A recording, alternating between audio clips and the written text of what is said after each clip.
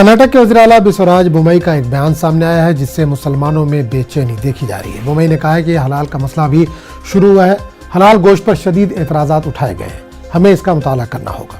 हुकूमत इन एतराज़ात पर गौर करेगी। बोम्मई से कुछ हिंदू तंजीमों के बारे में सवाल किया गया था जो हिंदुओं से हलाल गोश्त का बाइकआउट करने की अपील कर रहे थे। बोम्मई ने कहा कि रियासती हुकूमत हलाल गोश्त से मुतालिक उठाए गए संगीन एतराज़ात पर गौर करेगी। इन्होंने कहा कि इसका कवायद से कोई ताल्लुक नहीं है। बसवराज बोम्मई के हलाल गोश्त पर आए बयान पर कांग्रेस ने तनकीद की है। कांग्रेस लीडर राशिद अलवी के मुताबिक बीजेपी ऐसे ही इश्यूज पर सियासत करती है जिसका ताल्लुक मजहब से हो।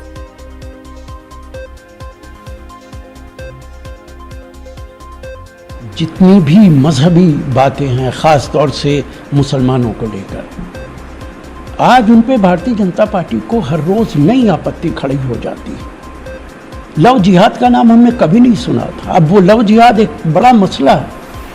घर वापसी एक बड़ा मसला, हिजाब एक बड़ा मसला, हलाल गोश्त मजहबी एतबार से क्रिश्चियंस, जूस और मुसलमान वो हलाल गोश्त ही खा सकते हैं। ये मजहबी मामला है, इस पे संवैधानिक हक उनको हासिल है।